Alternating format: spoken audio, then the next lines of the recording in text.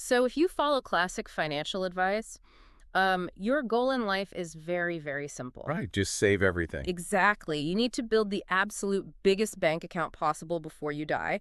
You are basically told to just save and, save some more. Yeah, that is the standard rule. But what if doing that actually means you wasted your entire life? Wow, yeah, that is a big question. Right. Like, what if the ultimate goal of having millions of dollars in your old age is actually just a massive mistake? It completely changes how you look at things. It really does.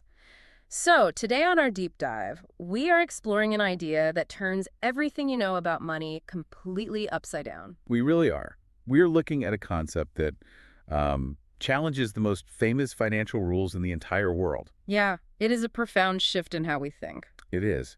Because, we are so used to books that tell us to delay our gratification forever. Just wait, wait, wait. Right, wait until retirement. Exactly. But the goal of our deep dive today is to closely examine a book from the year 2020. It's called Die with Zero, and it is written by Bill Perkins. Die with zero. I mean, just the title alone is intense. It really is.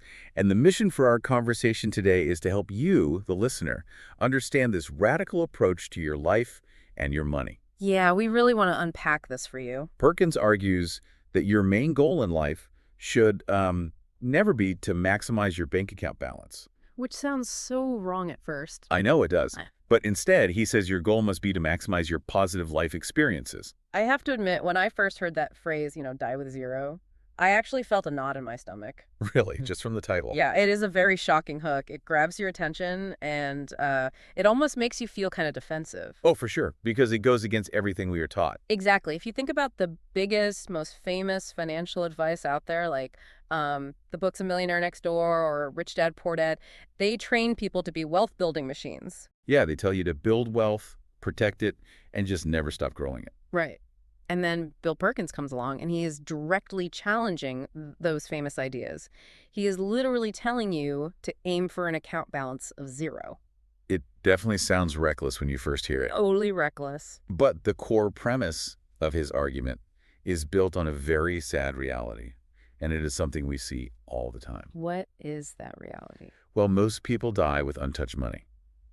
Oh. And because of that, they die with untouched dreams. Oh, wow. Untouched dreams. That is a sad way to put it. It is sad, yeah. They spend their whole lives delaying the things they actually want to do. Right. They tell themselves, I will travel when I am older. Exactly. Or, I will learn to paint later. Or I will take that long road trip with my friends later. But the problem is that later never actually arrives, does it? No, it doesn't. They run out of time, or they run out of health, Yeah.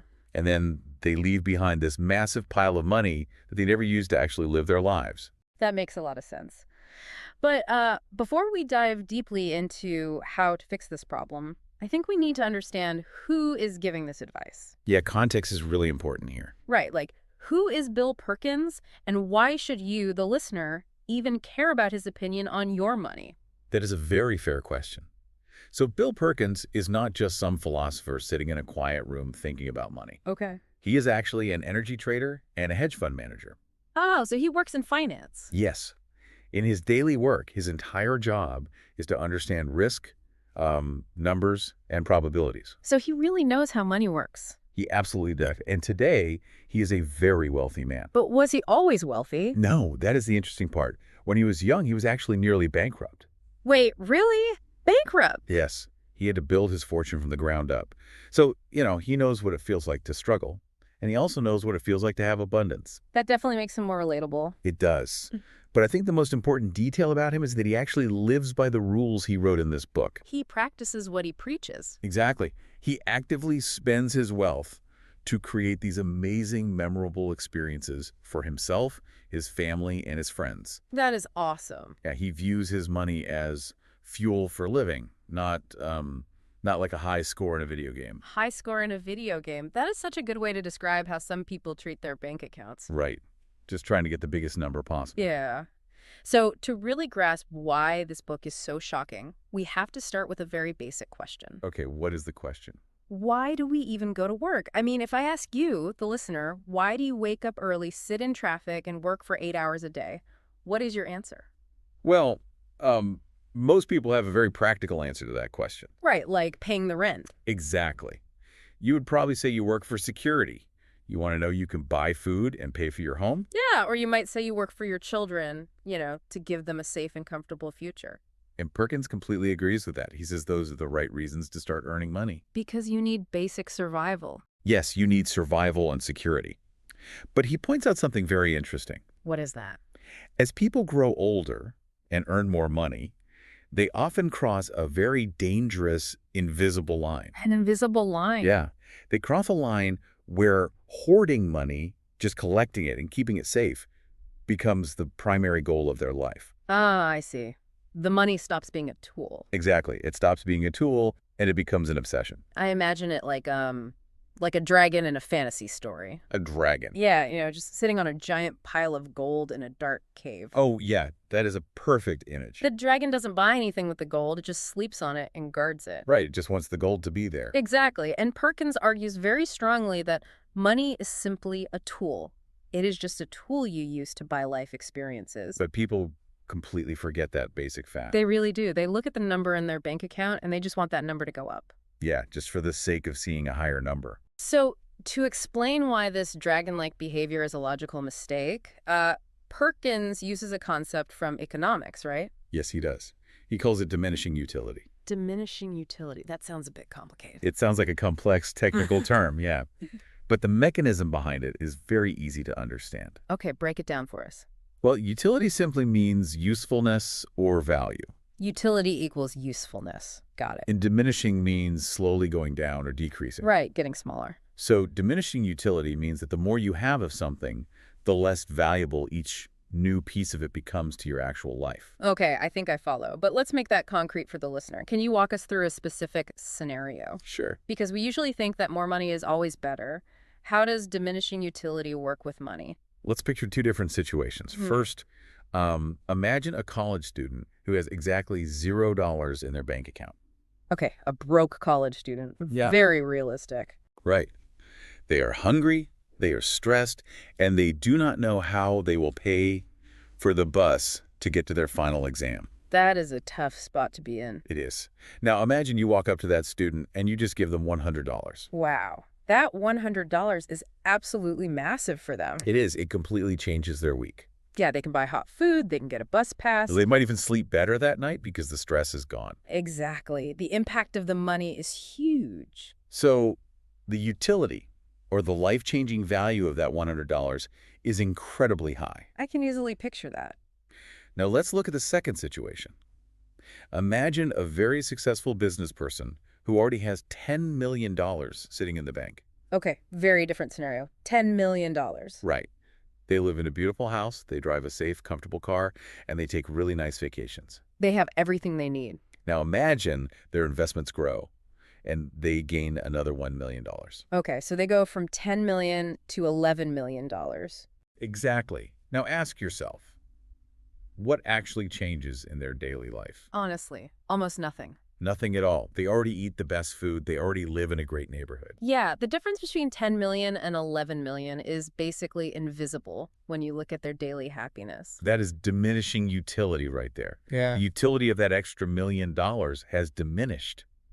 It has gone down so much that it barely registers. But here is the part that is so fascinating to me. What is that? Even though the actual value of that extra money goes down, people do not stop. No, they don't. They keep saving it. They keep stressing over it. They work late nights and, they skip family dinners just to get from 10 million to 11 million. Which is crazy when you think about it. It is. They act as if every single dollar holds the exact same life-saving value as that first $100 did when they were young. And they're sacrificing their limited time and energy for something that will not make them one bit happier. Which brings us to the core problem Perkins identifies, the tragedy of delay. Yes, the tragedy of delay.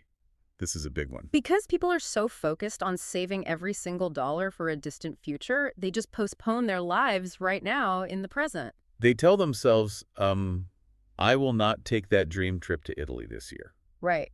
They say, I will put the money in my retirement account and I will go to Italy when I am much older. And they think they're being responsible adults when they do that. Yeah, they think they're making the smart, careful choice. But Perkins argues this is not careful at all. He says it is a literal, permanent loss.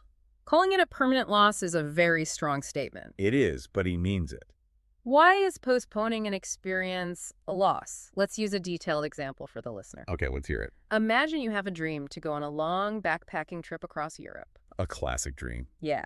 You want to stay in cheap, crowded hostels, walk 20 kilometers every day through old cities, and stay up late talking to other young travelers from around the world. Sounds exhausting, but really fun.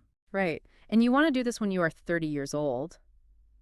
But your habit of saving kicks in. Ah, the saving habit. You decide to put the money in the bank instead. You tell yourself, I will just do the exact same trip when I am 70. And there is the mistake. Because the harsh reality is that you physically cannot do that same trip at age 70. Exactly. The human body changes. When you are 70 years old, you likely do not have the physical energy or even the desire to walk 20 kilometers a day with a Yep. heavy backpack on your shoulders. Definitely not. And you probably do not want to sleep on a thin mattress in a noisy room with 6 strangers either. No, you want a comfortable bed and a quiet room.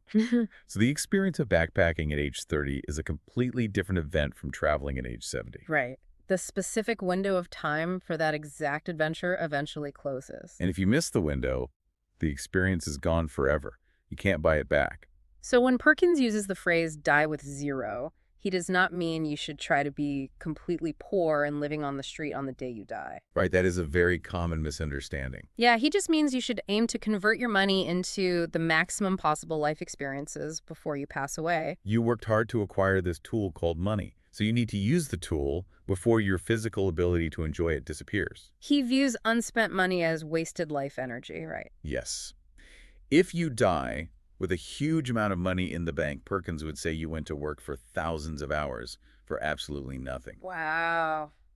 That hits hard. You traded your precious, limited time on Earth, time you could have spent with your family or exploring the world, for money that you never even used. You gave up your life for digital numbers on a bank screen. Exactly. Okay, I need to stop and push back on this idea for a second. Go for it. I want to play devil's advocate because this advice can sound very out of touch. It can, yes. Telling people to just stop saving and spend your money on fun experiences right now, that sounds completely irresponsible. I hear you. Think about people who are genuinely struggling. What about a single mother working 2 jobs just to pay for rent and groceries? Right. What about someone who has 0 savings and is terrified of losing their job next month? Telling them to go spend money on a trip to Italy is not just crazy, it is actually dangerous advice. That is the very common reaction to the book, and it is a fair point. We really need to clarify exactly who Perkins is talking to. Okay, who is he talking to? He is explicitly talking to people who actually have a choice. His target audience is people who have already built a financial cushion. Okay, so people who are already okay. Yes, these are people who earn enough money to be safe and cover their basic needs. Right. But they still refuse to spend anything on themselves because they are trapped by the habit of saving, or they are trapped by an irrational fear of the future. So he is definitely not telling people who are struggling to just go buy luxury vacations they cannot afford. Absolutely not. He is not telling anyone to go into debt. Okay, that is good. He is not saying you should use high-interest credit cards to buy experiences. That would ruin your future. Yeah, that would be terrible advice. His message is targeted at the oversavers. He is saying, if you have the means to live a good life right now, do not delay it. Got it. Do not let the blind habit of accumulating wealth stop you from experiencing joy today. That makes it much clearer. It reminds me, I like to think of money like a rechargeable battery for a flashlight. Oh, I like that analogy. How does that work? Well, what is the point of owning a battery if you never put it in the flashlight and turn it on to see in the dark? Right. It doesn't do anything on its own. Exactly. You can carry that heavy battery around in your pocket for your entire life. Yeah. You can take it out, look at it, and feel very proud that it is 100% charged. Look at my fully charged battery. Yeah. Yeah. But if you stumble through your whole life in the dark, tripping over things and never seeing the beauty around you, you have completely missed the point of having the battery in the first place. That captures the mechanism perfectly. The battery has no intrinsic value. Its only value is the light it provides. Exactly. Similarly, money has no intrinsic value. Its only value comes from the life experiences and the comfort it can provide when you actually use it. So we want to ask you, the listener, to stop and reflect on your own life right now. Yes, take a moment to really think about this. Is there a specific experience that you are putting off for some imaginary day in the future? Maybe it is a trip you have always wanted to take with your parents. Yeah, or maybe it is a creative project, like taking a month off work to write a book. Or maybe a long overdue reunion with an old friend who lives in another country. Are you delaying it? And if you are, what is the real reason you are waiting? That is the hard question. Are you waiting for a perfect time where you feel 100% financially secure? Because that perfect time might never arrive. Hmm. And Perkins warns us that waiting is the most dangerous choice of all, because time is the single resource we can never earn back. Right, you can always try to earn another dollar, but you can never earn back a lost year. So true. So if we accept that waiting is a loss and we need to spend money on experiences now, how do we actually measure the value of an experience? What do you mean by measure the value? Well, because if I spend money on a nice dinner, the dinner is gone in 2 hours. Where is the lasting value in that? Okay. I see where you're going. This brings us to the second major concept in the book, which explains the mathematics of how these experiences reward you over a lifetime. Yes. This is the concept of memory dividends.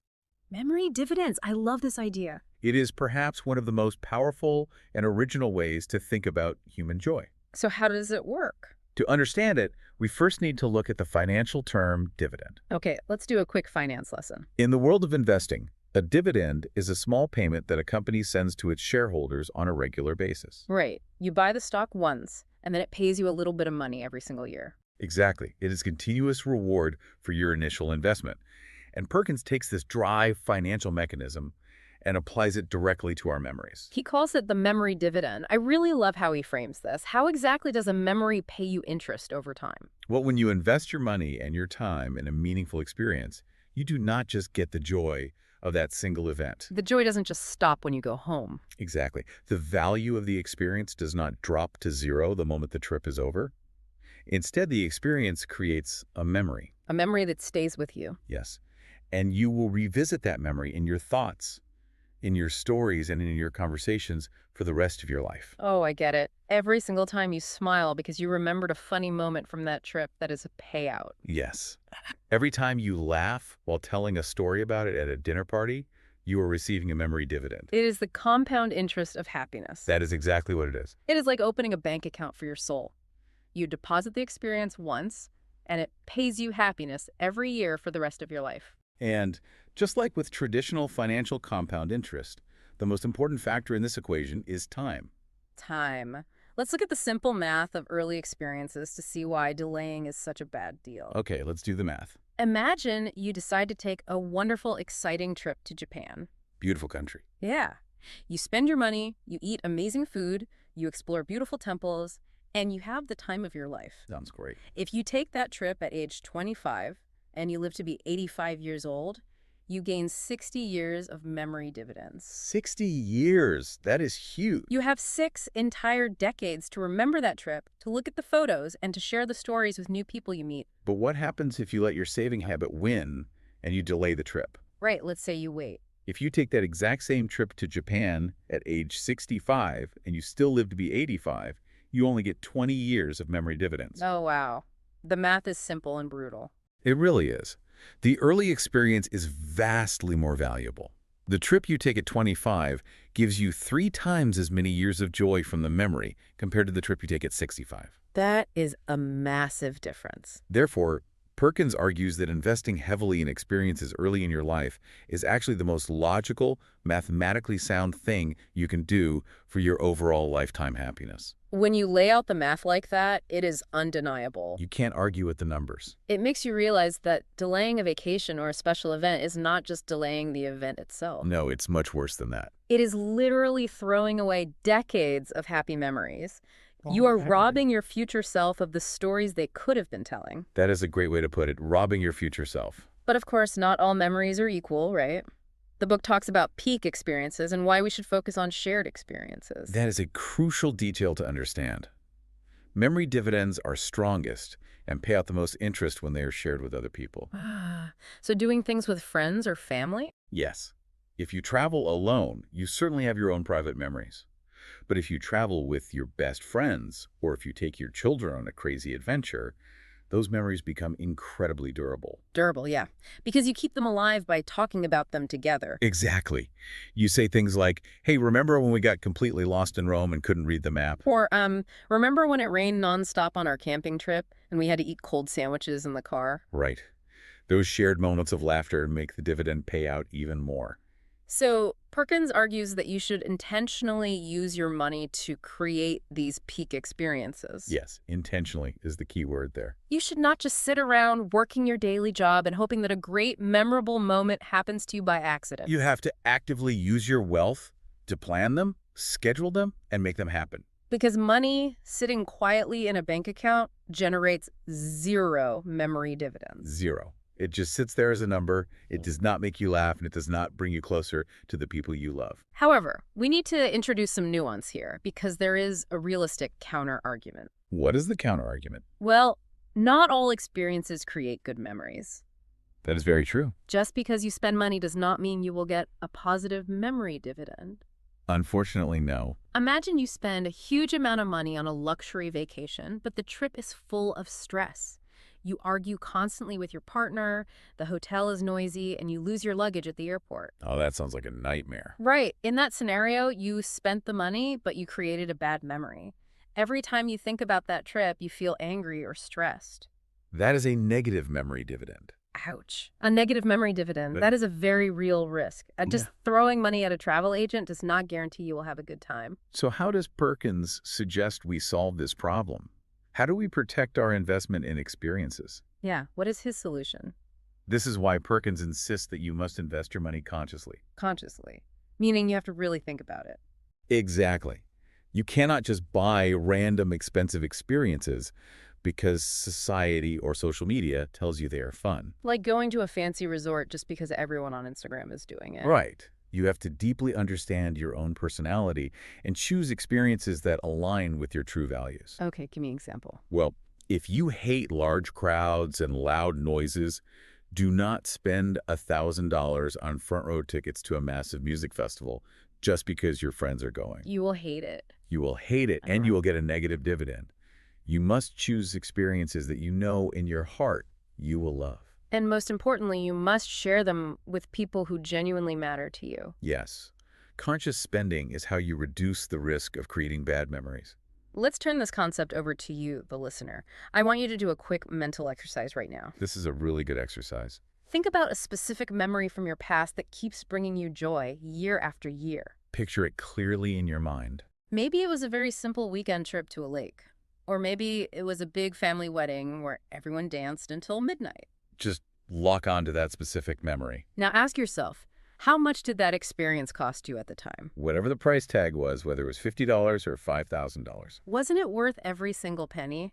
Because you are still feeling the joy of it right now, today. That feeling you have right now is the memory dividend paying out. Recognizing that feeling changes how you look at the price of an experience.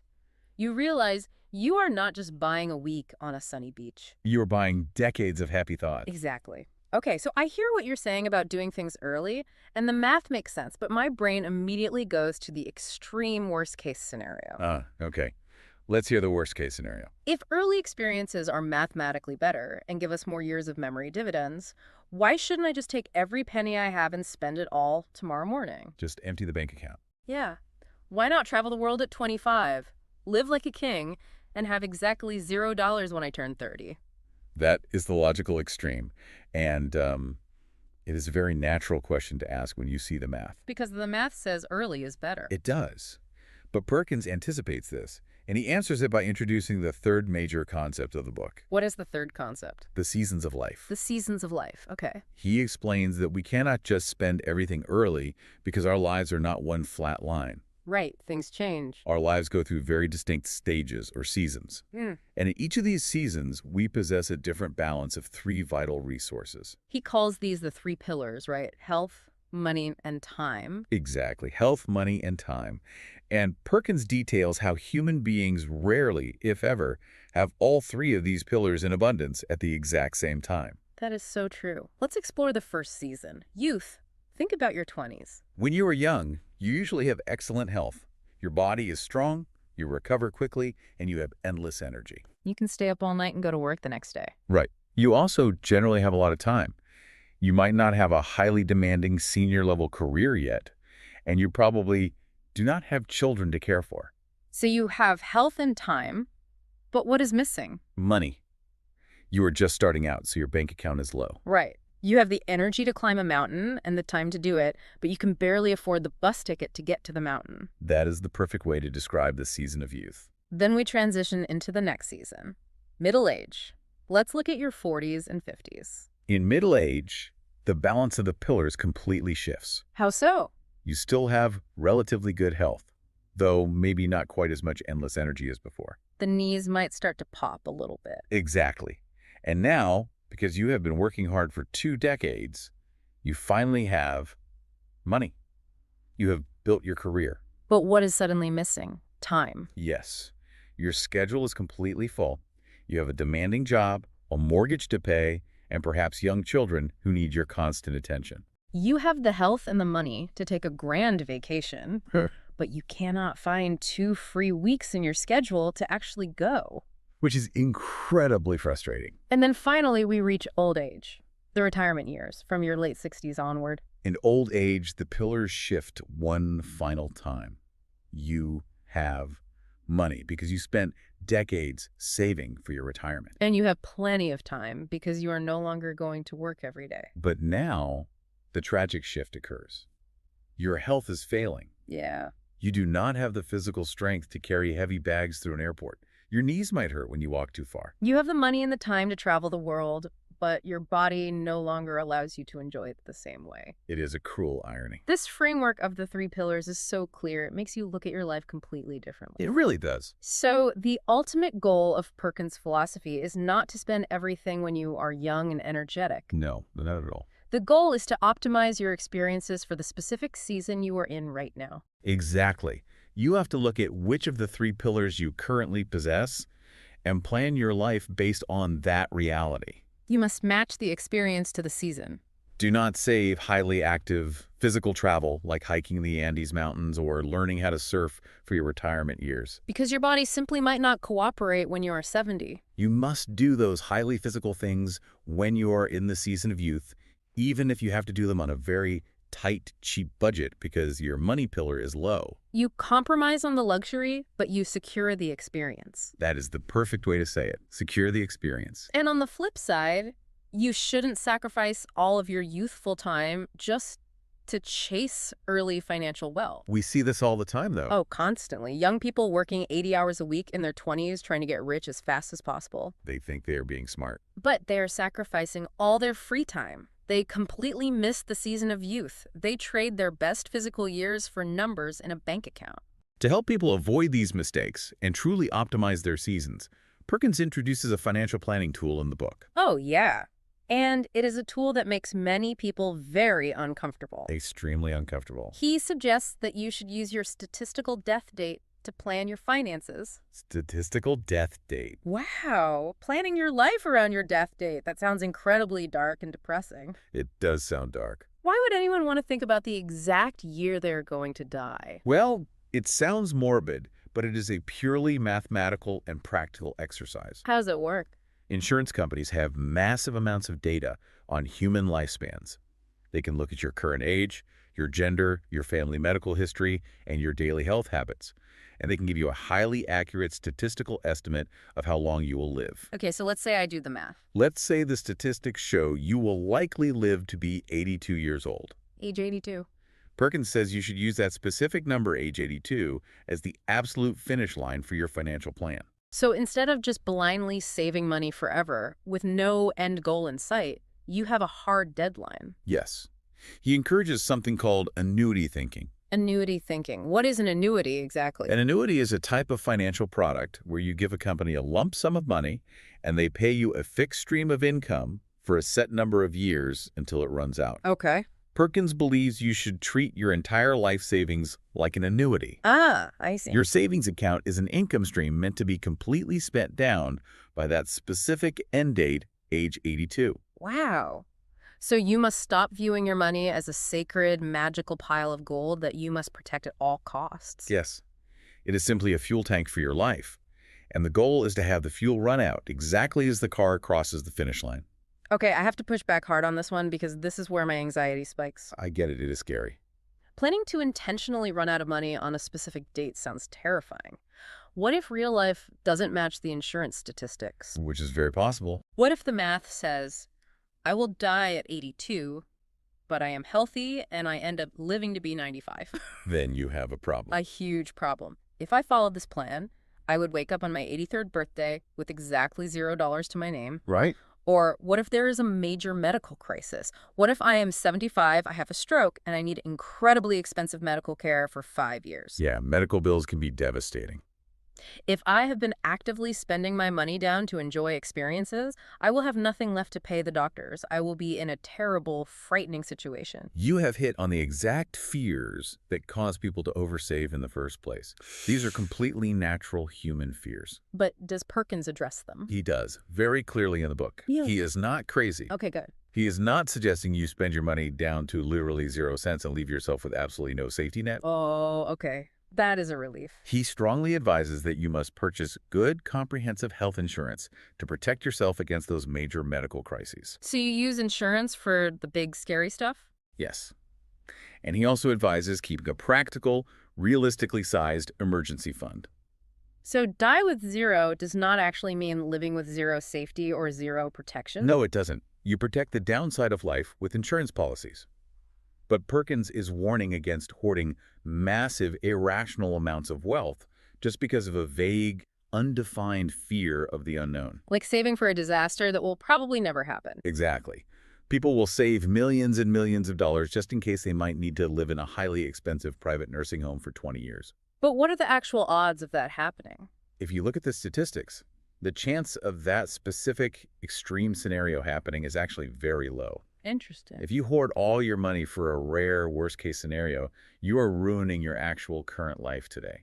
You're letting fear control your present. That reframes the issue nicely. It is about balancing the real statistical risks of old age with the absolute 100% certainty that you will miss out on your life if you refuse to spend anything today. That is the trade-off. You buy insurance for the medical risks, but you use your actual cash to live. Exactly. You secure your basic safety, but you do not keep millions of dollars locked in a vault out of pure fear. You use the excess money to generate those memory dividends we talked about. Right. Okay, we have talked a lot about the big philosophical ideas, the utility of money, the tragedy of delay, and the fear of the future. Some deep stuff. But how does a normal person actually do this? If I am sitting at my kitchen table tonight trying to change my life, what is the first step? Let's get practical. Let's explore some highly practical tools from the book that you, the listener, can start using today. The first practical tool Perkins suggests is called the decadal bucket list. The decadal bucket list. We are all familiar with a normal bucket list, right? Yeah, a list of big, exciting things you want to do before you kick the bucket, which is a slang term for dying. But Perkins argues that creating a single lifetime bucket list is a terrible way to plan. It is terrible. Because a lifetime list completely ignores the seasons of life we just talked about. Precisely. If you have one massive list, it is too easy to procrastinate. You just say, oh, I will get to it eventually. Yeah, it sits on the fridge for 20 years. Exactly. So instead of one giant list, Perkins tells you to divide your life goals by decade. By decade. Okay. You sit down and make a specific list for your 30s. Then you make a list for your 40s, a list for your 50s, your 60s, and so on. You force yourself to ask very specific questions like, what experiences must I have while I'm in my 30s? What experiences are best suited for my 50s? Exactly. I really like this approach because it forces you to act within the correct season. It creates urgency. Let's say I put climbing Mount Kilimanjaro on a general lifetime bucket list. I might keep pushing it off year after year because life gets busy. You will definitely push it off. But if I put it on my 30s list, I know I have a strict deadline. Right. I look at my age and I realize I only have 3 years left in this decade to do it while I have the peak physical health required. It creates a powerful sense of urgency. It stops you from delaying. That healthy deadline is what pushes you to act. Now, the second practical tool is a way to review your past. It is called the memory dividend audit. The memory dividend audit. This is a very interesting mental exercise to see how your past spending habits have actually affected your overall It happiness. is very revealing. Let's walk the listener through how to do this one. Grab a pen and piece of paper later today and try this It exercise. only takes a few minutes. Write down the top 5 best memories of your entire life. Think of the moments that brought you the most pure, unforgettable joy. Just 5 memories. Once you have those 5 distinct memories written down on the paper, I want you to write down roughly how much each of those experiences cost you. When people do this exercise, the results are usually very surprising. I bet. Sometimes you will find that your absolute best memories cost almost nothing. Like what? Maybe your favorite memory is a simple afternoon picnic in a local park with your children when they were small. That cost $20 for sandwiches. Wow. Yeah, that happens a lot. Other times, the memory was very expensive, like a 2-week honeymoon in a beautiful foreign country. But the point of the audit is to help you clearly realize where your money has actually bought you true happiness and where it hasn't. Exactly. It is a way of auditing your joy. If you realize that your happiest memories came from traveling, but you currently spend most of your money on upgrading to a fancier car every 3 years, you have found a mismatch. A huge mismatch. You can consciously shift your spending away from the cars and toward the travel because you have proven to yourself that travel pays you a higher memory dividend. That is the perfect way to use the audit. Now, the third tool connects directly back to the 3 pillars we discussed earlier. Okay, the 3 pillars: health, money, and time. Right. It is the health, money, and time matrix. For this tool, you need to sit down and honestly evaluate your current season of life. You look at the 3 pillars. You have to ask yourself, which of these 3 resources do I have in abundance right now? And which one is critically missing? Let's play this out. Let's say you do the evaluation, and you are 45 years old. Okay, 45. You realize you have good health and you have plenty of money, but your time is practically non-existent because of your job. Very common scenario. How do you use this matrix to improve your life? You use your abundant resource to buy your missing resource. You use your money to buy time. Use money to buy time. Give us some everyday examples of what buying time looks like for someone in that situation. It means you stop doing chores that take up your weekends. Okay. You use your money to pay someone else to mow your lawn or clean your house so you can spend your Saturday with your kids. That makes a lot of sense. It means when you do travel, you pay extra for the direct 2-hour flight instead of taking the cheaper flight with a terrible 6-hour layover. Oh, that is a great example. You are trading your abundant money to get back your missing time. Exactly. And if the situation is reversed, what if you are 25 years old and you realize you have plenty of time and health, but you have no money? Then you optimize in the other direction. You use your abundant time and health to save your missing money. So you do the opposite. Right. You travel the hard way. Yeah. You take the cheap overnight bus instead of the airplane because you have the time to waste and the healthy back to sleep on a bus seat. You use the matrix to constantly balance your life. That is incredibly practical advice for daily decision making. It is very helpful. And that brings us to our final tool. This is the ultimate test from the book. The ultimate test. It is the 10-year question. This is the big question you should ask yourself before you make any major life choice or a massive financial purchase. The question is simply this: would I still do this if I knew for a fact that I was going to die in exactly 10 years? Wow, that cuts right through all the excuses. It really does. Let's apply that. If you are thinking about accepting a promotion that requires you to work overtime every single weekend for the next 5 years, just so you can save up for a slightly bigger house, ask yourself the question: would I work every weekend for 5 years if I only had 10 years left to live? The answer for almost everyone is an immediate no. Of course not. You would instantly realize that spending your weekends with your family or your friends is far more important than a slightly larger living room. It brings instant clarity. Now, it is important to state that Perkins does not want this 10-year question to cause panic or make you spend recklessly. He does not want you to say, I am dying in 10 years, so I will quit my job today and buy a sports car I cannot afford. Right, that is not the goal. The purpose of the question is to act like a laser beam, revealing what your true priorities are. It strips away society's expectations. It strips away the endless habit of delaying, and it shows you what actually matters to your heart right now. It forces you to look at the undeniable reality of your limited time on Earth. Now, we have spent a lot of time talking about why the concepts in this book are brilliant. There is a lot of good stuff in there. But our mission on this deep dive is to make sure you are fully informed. To do that, we must look at the book's flaws. Always important. We have to be honest about the critiques and the blind spots of Die with Zero. That is an essential part of understanding any source material. No book has all the answers, and this one certainly has areas that frustrate readers. Let's get into the first critique. The first and most common critique is the issue of wealth privilege.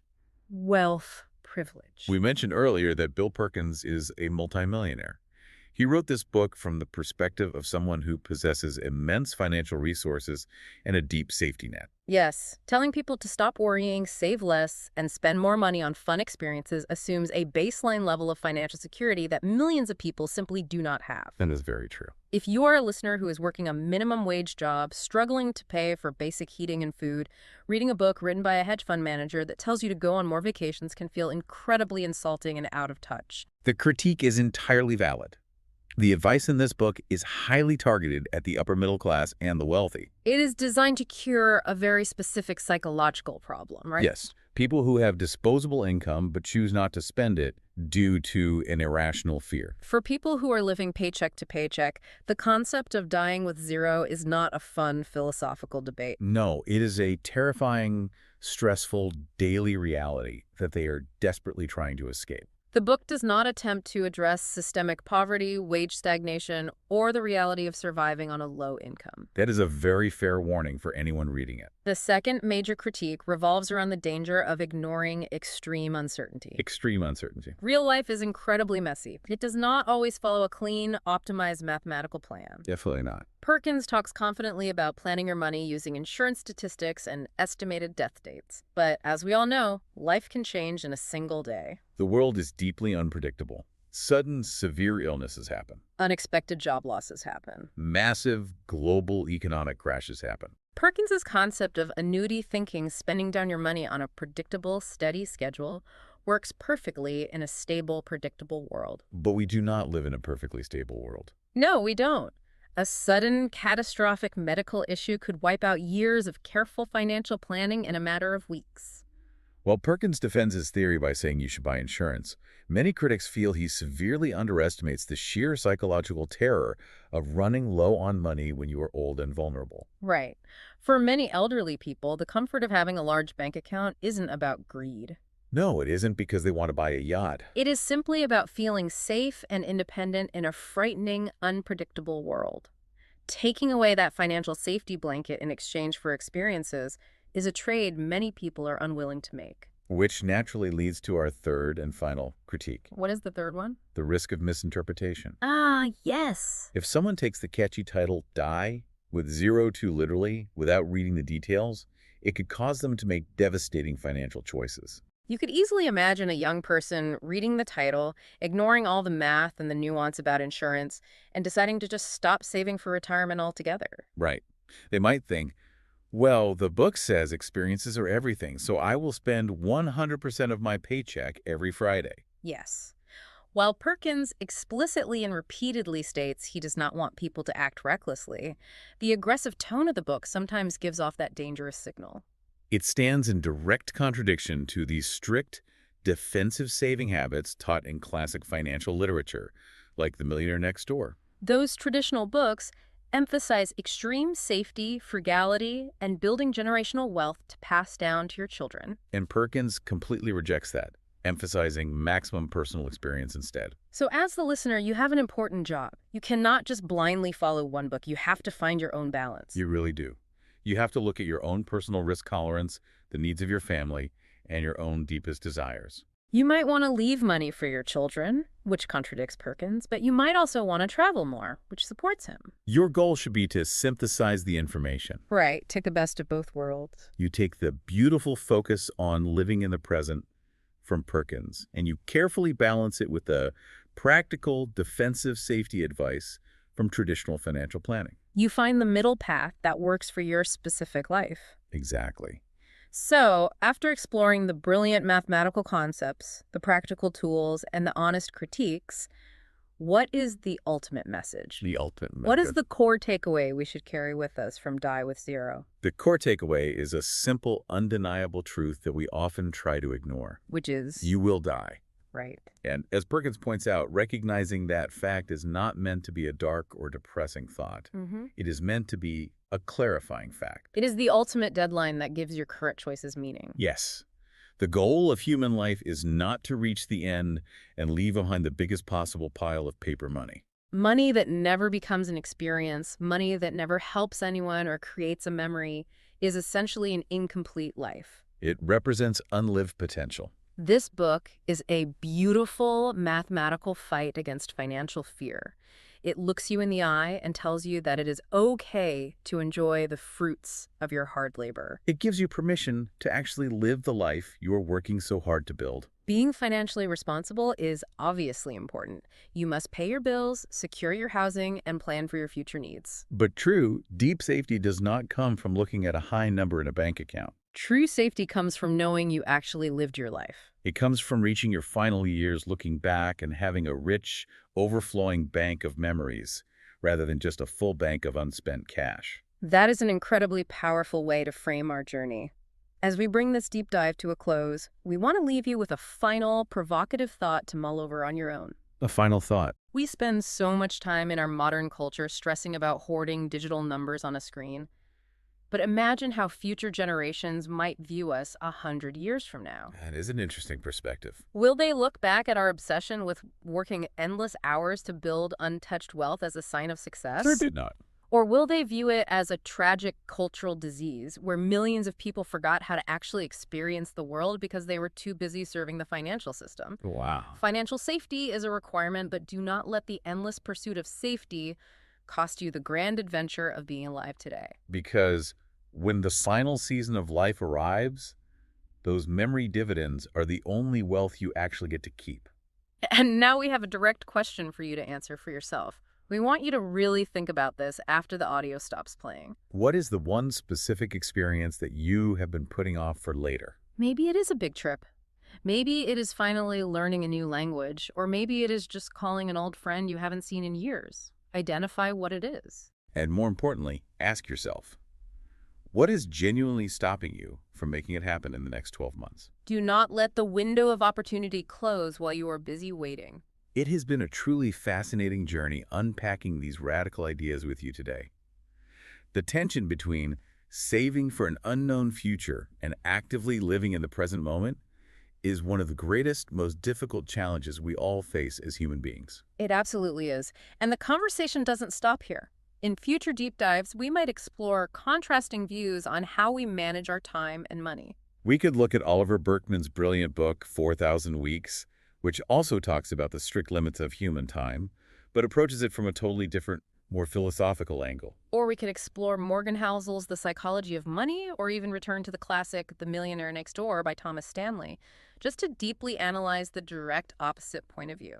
There's always more to learn and more perspectives to consider. Thank you so much for joining our deep dive today. We hope you take these tools, apply them to your own seasons of life, and use them to create some truly amazing memory dividends. Until next time, take care of your time, your money, and your life.